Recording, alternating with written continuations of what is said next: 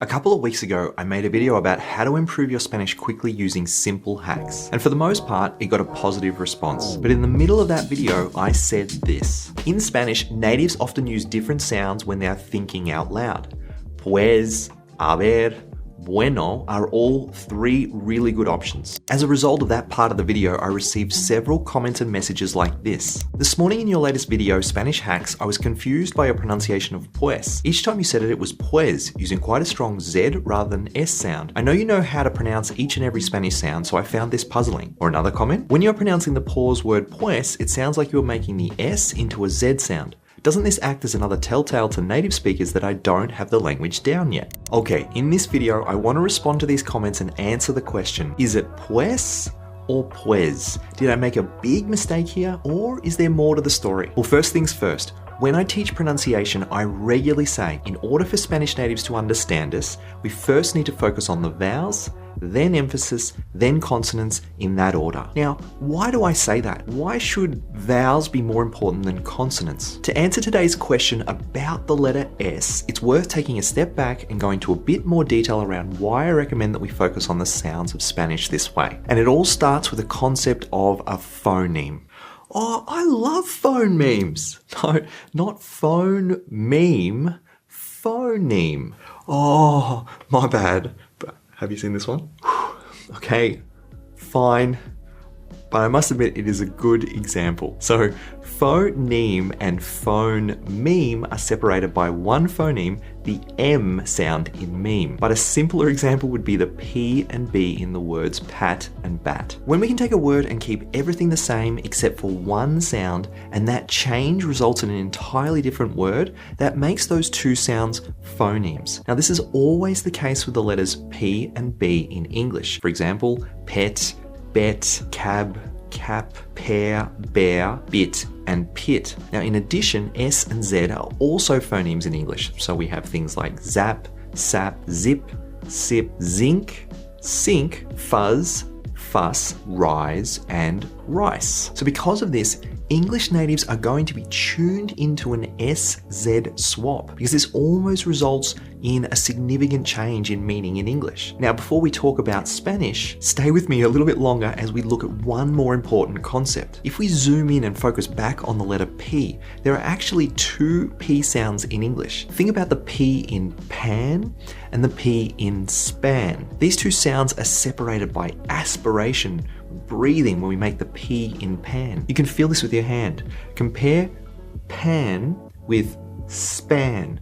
You'll be able to feel breath when you make the P in pan. Now, nowhere in the English language are two words separated in meaning by an aspirated and unaspirated P. This means that these two sounds aren't phonemes. These two P sounds are associated with one phoneme, and when this happens, these sounds are known as allophones. No, I think this is Ella's phone. No, that's my phone. Are you sure? I'm pretty sure she left it here last night. All right. I'll deal with that in a second. But can I just let me finish here? All right, just let me finish. So with allophones, we have two possible sounds that don't result in a change in meaning. Then there are two types of allophones, what I call constrained allophones. This is like the P's in pan and span. They're constrained because we can't swap them. If I say ban with an unaspirated P and span with an aspirated P, as an English native, you'll still know exactly what these words are because these two sounds are only associated with one phoneme, but they will sound a little strange. Then we have allophones that occur with free variation. This is where we can swap two sounds without even sounding strange. Now, we have a lot of these in English that occur with vowels. Some you'll be very familiar with. So we have things like tomato, tomato, castle, castle, economics, economics, data, data, again and again. Now, while some English natives may have a strong preference for one of these two options, most English natives may use multiple options in quick succession. I mean, I know I personally use both again and again. Now, flipping this to Spanish. Apart from a few small regional dialects, there is no free variation with vowels in Spanish.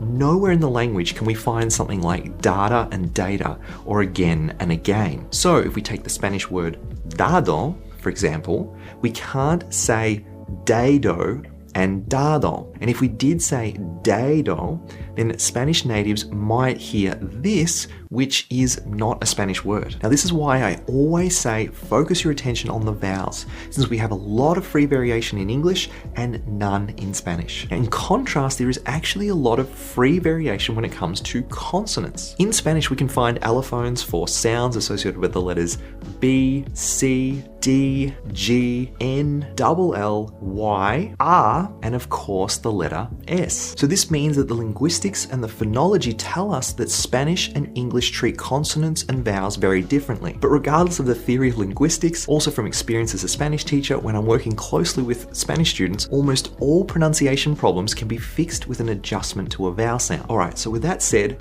now to the main question, is it pues or pues? How do we pronounce the letter S in Spanish? Well, it turns out there are actually 4 possible allophones that we can find throughout the Spanish-speaking world associated with this letter. And there is some free variation and some constrainment. I'll explain what this means with examples. So, using this word, we can find all 4 allophones. So we could hear mismo, we could hear mismo, we can hear an aspirated S, which would be mismo, and we can just find that the S gets dropped entirely, so we have mimo. Now these are all acceptable variations of this word in Spanish, and if we swap between them, mismo and mismo, similar to again and again in English, it's unlikely that Spanish natives will even notice unless they're paying careful attention. Now I found a video done by a Spanish native that provides a lot more examples of this, and I'll leave a link below, but here are a few more examples. So they want the buns. This in Spanish would be quieren los bollos.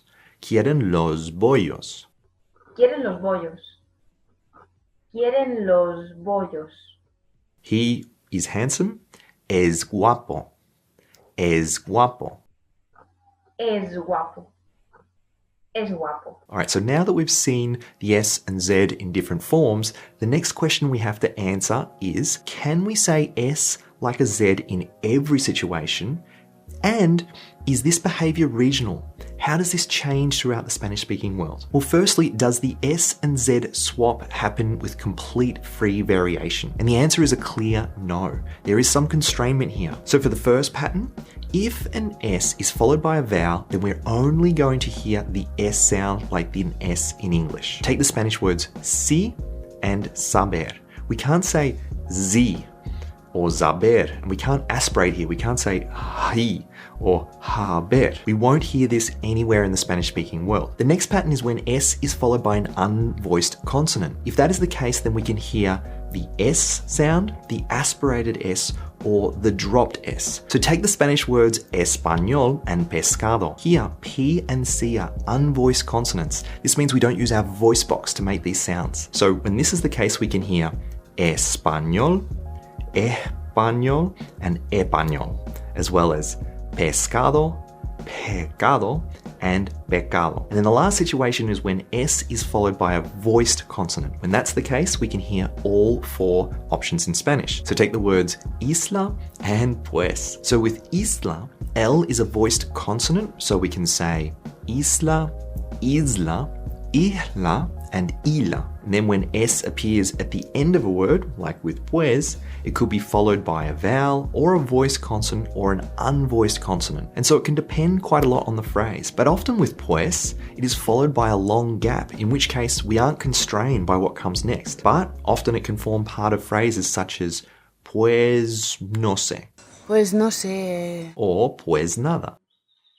Pues nada. Okay, so how regional are these sounds? Can we only hear a Z sound like this in certain countries, or is it universal? Well, of the 2 clips I just showed you, one came from Mexico and one came from Spain. I was also able to find a research paper that was investigating this very phenomenon, and in that paper they said, experimental studies documenting the nature of the process, including variation in its realization across speech varieties, are limited, meaning that there is not a lot of research on these sounds. Now, outside of Mexico and Spain, I couldn't find any formal research, but I personally can hear all 4 allophones for the letter S when I listen to natives from other countries as well. So I'm comfortable saying that these are sounds that we can find all throughout the Spanish-speaking world. All right, so now, what do we do with all of this? As you can see, there's a lot of complexity when it comes to the sounds associated with the letter S in Spanish. But with that complexity comes freedom and acceptable variation, which means in a lot of instances, it's not a big deal. Plus, as a Spanish teacher, I have sometimes seen students attempting to produce consonants accurately